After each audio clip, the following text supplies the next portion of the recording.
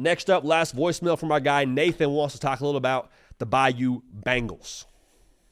What's up, y'all? My name is Nathan, and I wanted to talk today as an LSU fan about how much faith can we really have in Brian Kelly. We know this roster is poised for a national championship run, but Brian Kelly is the one thing in the back of my mind as an LSU fan that gives me hesitance about it, and I just want to know your thoughts. Appreciate you. Thank you. Keep putting out the great content. Nathan, appreciate you calling in again. 629-888-3931. Going over some of the things that y'all just feel a little stressed about. I'm going to let you lie down on the couch for a second, stare up at the ceiling, talk about your feelings, talk about your college football team. And Nathan, we appreciate you bringing that to the table, man. I think what you're saying is fair to a degree because, like, Brian Kelly, easy guy to blame in some sense.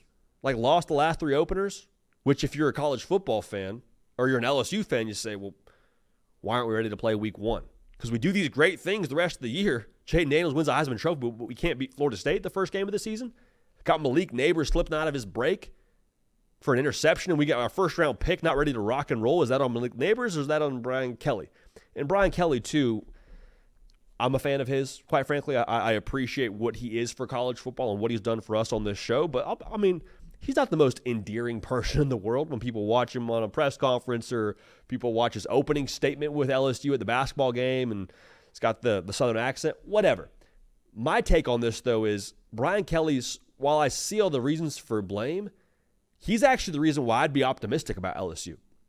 Because as much as you talk about what LSU has not done the last couple of years, are we sure it's on Brian Kelly? You say, JD, he's the head coach. Everything's on Brian Kelly. Yeah, I hear you. Are we sure it couldn't have been worse, though, if Brian Kelly doesn't bring in Jaden Daniels and Mike Denbrock? Like how bad that defense was. Is it on Brian Kelly? Sure. I mean, it's also on Brian Kelly to have the offense he had.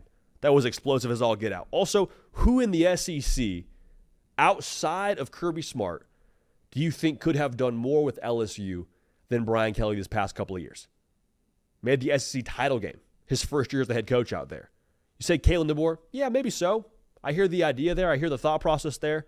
I don't think it's just a clear Kalen DeBoer over Brian Kelly situation in that regard, in that discussion at least. When Brian Kelly got to LSU, what we said was you fixed the problem, but you still have to let it run a little bit.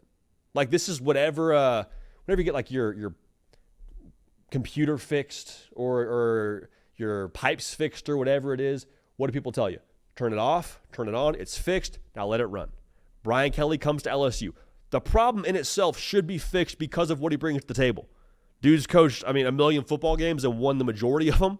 Like one of the best winning percentages, I'd have to believe, relative to games coached in college football. The problem in itself should be fixed. You brought in a winning culture as a head coach. Let it run. It's going to take some time. It's going to take some time for the entire system, the entire organization to acclimate to his way of doing things. Now going into year 4, it should be fixed. And so you speak to, well, the roster should be ready-made to make a national title run. A lot of that, hear me clearly, credit Austin Thomas. GM for LSU, does everything for LSU. I mean, we have a whole segment on Austin Thomas on this channel, so go check that out. Credit Austin Thomas. Also credit Brian Kelly. Also credit what he's done to get LSU in a position right now to be poised to go make a run at a national championship, an SEC championship. All that's in place. Like I think this is not me knocking Nathan by any stretch of the imagination. I think just us college football fans, we always we kind of exist in this frame of mind. We usually think our team and our roster should be doing better than they already are. It's kind of like that, the parent that thinks their kid should be in a higher reading group. It's like, yeah, maybe so, but also maybe the teacher is the reason why they're doing as well as they are. Maybe you got a D+ student who's got a B- because they're teaching them a certain way and elevating their whole level of, acumen in this whole game. Maybe that's what's going on here. I'm not telling you that LSU was a D- situation, but I am saying I think it could have been a lot worse without Brian Kelly. So Nathan, I hear you, but the thing that I would encourage you with is that Brian Kelly, I think, is a big reason why I'm optimistic for LSU in 2025. Now, they got to put it together. He has not won a national championship. If he does it this year, though, in Baton Rouge, get ready for the floodgates to open up. Because at that point, you validate your process. You validate what Brian Kelly has done at LSU, and you set the trajectory and say, here's where we are right now. We're just getting started. plus the resources, plus the buy-in from the powers that be at LSU to play ball in the NIL front. And, LSU at that point, I think, would be cooking with gas. Feels like a kind word to use there, but they'd be cooking with gas, and it'd be good vibes out there in Tiger Country.